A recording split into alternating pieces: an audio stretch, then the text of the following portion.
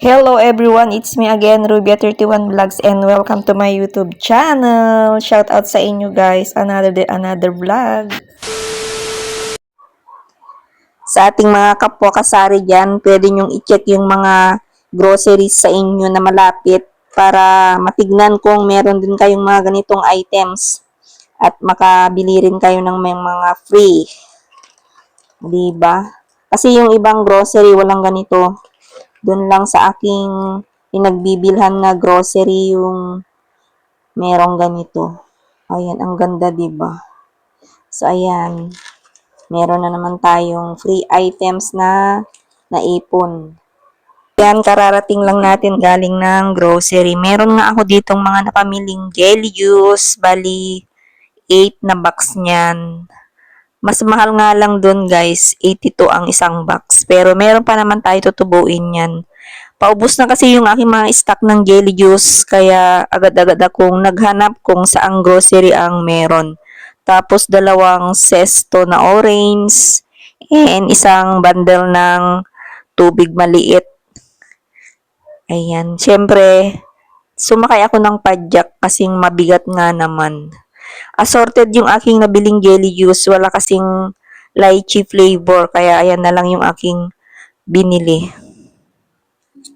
Tapos, ayun naman yung ating deliveries ng tubig kanina. Bali, 4 na galon yung aking napadeliver.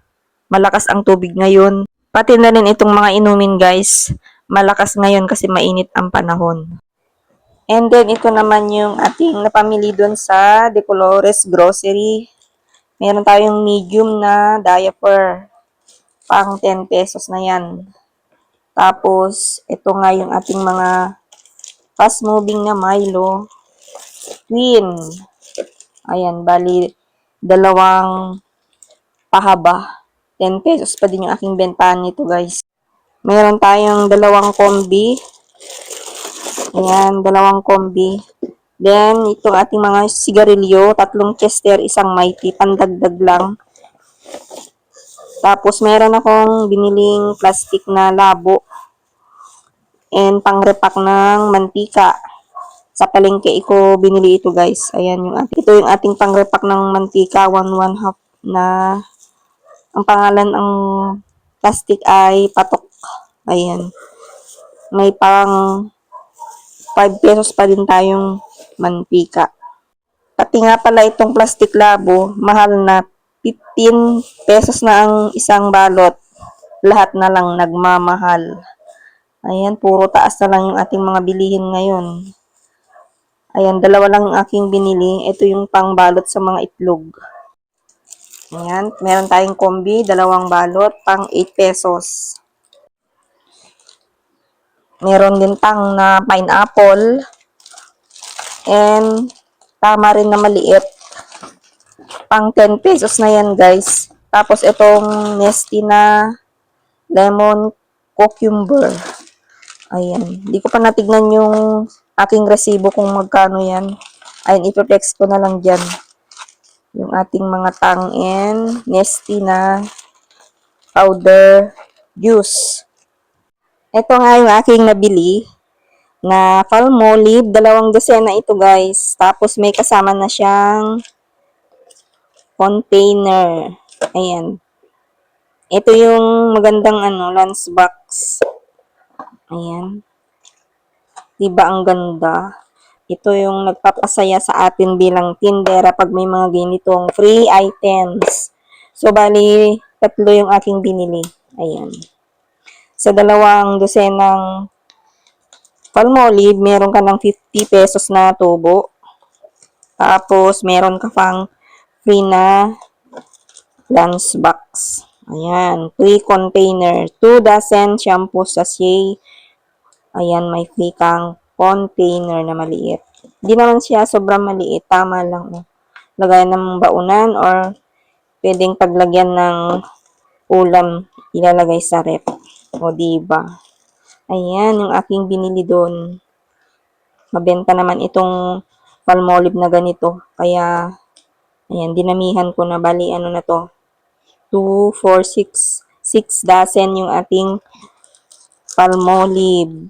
Ayan.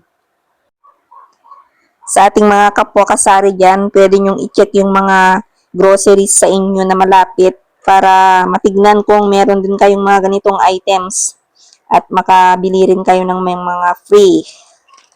Diba? Kasi yung ibang grocery walang ganito. Doon lang sa aking pinagbibilhan na grocery yung merong ganito. Ayan, ang ganda, diba? So, ayan. Meron na naman tayong free items na naipon. Ayan guys, ito naman yung ating mga jelly juice. Ilalagay ko na dito sa rep kasi yung matigas na jelly juice ay nasimot na lahat kahapon pa. At buti na lang at may nabili ako agad dun sa De Colores Grocery para mailagay natin dito sa rep. Mabenta ito paghapon na hanggang gabi. Binabalik-balikan ako ng mga bata nito. Samantalahin ang pagkakataon na magbenta dahil ito yung hinahanap lagi nila pag tag-init. Kaya dapat ay hindi tayo nagpapawala. Kailangan ay mag-stock tayo ng marami para hindi tayo mawalan ng customer. Kasi pag wala tayong mga panindang ganito, dun sa ibang tindahan sila ibili. Ayan. Ang hirap ilagay nito sa rep. Ang hirap nga talaga naman ng maging vlogger. Ang hirap din ilagay kasi wala naman tayong tagahawak ng ating camera. Kaya para-paraan na lang. Meron dyan sa baba yung nata de coco. Ayan, tag 5 pesos pa din sa akin yan guys. Kaso lang, hindi nila masyadong bet. Ayan, sana mapaubos ko na yan at hindi na ako bibili sunod. Itong jelly juice na lang yung aking madalas na bibilhin. Yung ibang tindahan dito, gumagawa sila ng ice candy. Kaso, hindi ko alam kung mabenta ba sa kanila. Siyempre, mabenta siguro, no? Pero ako, tinatamad akong gumawa ng ice candy. Ay, nalaglag na nga. Diyos ko, Lord. Ay, nako. Tignan nga natin mamaya kung hindi basag. Sayang naman yung ating jelly juice kung basag. Naharangan ko ng paa ko niyan. Yung pagkalaglag. Kaya siguro naman ay hindi basag. Ayan. So, tignan natin mamaya. Ayan, hindi nga siya basag. Ayan. Salamat na lang. Para-paraan talaga pag nag-vlog. Ginagawa natin ng paraan. Ang hirap naman nitong ayusin. Itong pag-record ko nito, hindi ko napindot yung, ewan ko ba't ganon. Naka-mute naman na kanina, kaya nag-voice over na lang ako. So, yung naiwan dyan na jelly juice, yung lychee flavor. May malambot pa dyan. So, ito na lang yung aking naiwan nung nakaraan. Mas gusto nila yung matigas na jelly juice. Tapos, dito na rin sa baba, yun yung mga zesto orange. So, ayan guys, ito na yung ating mga paninda. Ayan, i-display na natin mamaya pagkatapos na malagyan ng price. So, sa mga hindi pa nakapag-subscribe sa aking YouTube channel, kung nagustuhan mo yung ating vlog about Sari Sari Store, don't forget to like, comment, share, and subscribe, and click the notification bell para updated ka sa aking mga next pang mga videos. See you in my next vlog. Happy selling mga kasari. Bye-bye. God bless us all.